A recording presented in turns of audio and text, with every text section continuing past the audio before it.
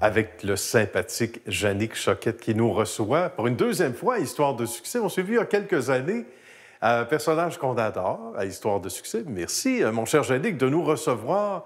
Domaine Kildare, mais cette fois, on est passé de Oka à Saint-Gabriel. Merci de l'invitation. C'est un plaisir de se retrouver. Bien, certainement. J'avais très hâte, moi aussi. On va revenir sur les faits. Quand tout ça a commencé? On va revenir sur 1995. 15. Oui, 1995, on commence. On commence avec une bière à l'érable. Oui, puis c'est de la faute d'un journaliste à un moment donné qui m'avait dit... moi, je faisais de la bière à l'érable chez nous pour m'amuser. Ben oui. Puis il avait dit « est bonne ta bière.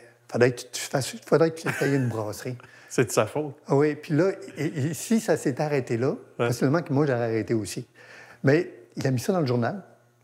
Puis là, comme de quoi que j'avais des projets de faire une microbrasserie puis faire... mais c'était là 30 ans. C'était trop vite. Ah oui. Puis le produit était bon, mais on va se garder une petite gêne. C'est de la bière à l'érable. C'est des produits de spécialité. Oui. Mettons que c'était pas... Par contre, le vin d'érable...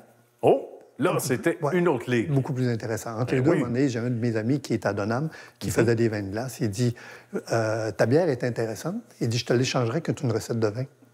Un échange comme des cartes de hockey. Comme des cartes de hockey. Il dit. Puis lui, à un moment donné, il avait créé le cidre de glace. OK.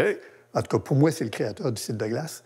Puis il dit j'ai une recette de vin d'érable. J'ai dit je vais goûter à ça. On fait puis un marché. sur le moment, c'était bien. C'était même très bien. Puis là, on a échangé nos recettes comme ça. Puis c'est sûr que la recette, c'était des recettes maison. Là. C'est artisanal. C'est artisanal. Ça nous a pris 2 ans. Vraiment. 2 ans en recherche et développement. Là. Okay. 2 ans pour dire on fait un produit qui est intéressant. Fait que là, pendant 2 ans, là, tu t'essayes. Puis moi, quand j'essaye toujours avec des gros volumes. Fait que, il y a des hauts, il y a des bas. Mais au bout de 2 ans, on a un produit qui est vraiment plaisant. Et qui est stable. Non. C'est jamais stable. Ah non. Ça se dit pas, ce quand mot-là. tu commences... Ça n'existe pas, ce mot-là, dans le domaine. Quand tu commences à un moment donné, quand c'est stable, c'est parce que tu es chanceux. Mais je ne suis pas capable de le jeter. OK.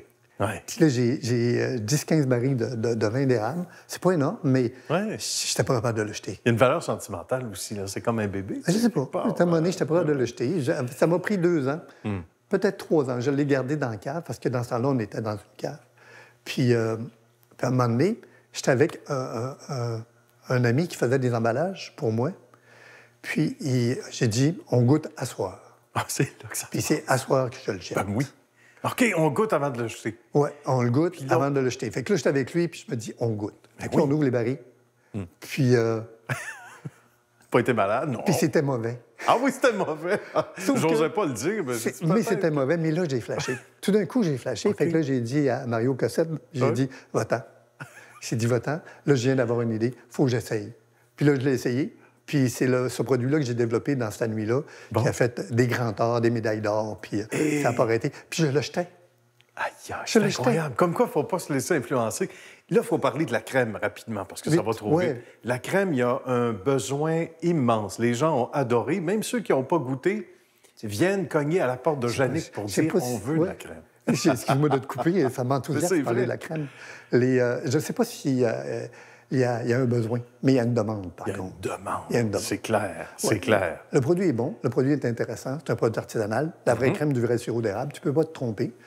Puis la technologie qu'on a développée au fur et à mesure, parce qu'on a fait de la recherche pendant quasiment 10 ans, à essai-erreur. Fait que là, je peux dire que j'ai beaucoup d'expérience parce que, d'après moi, les niaiseries, j'ai tout fait. C'est fait. Les erreurs, j'ai tout fait. D'après moi, j'ai vraiment tout fait, les erreurs. Puis là, on arrive avec un produit, une crème, présentement, là, qui est stable, sur la tablette, température tablette, 5 ans.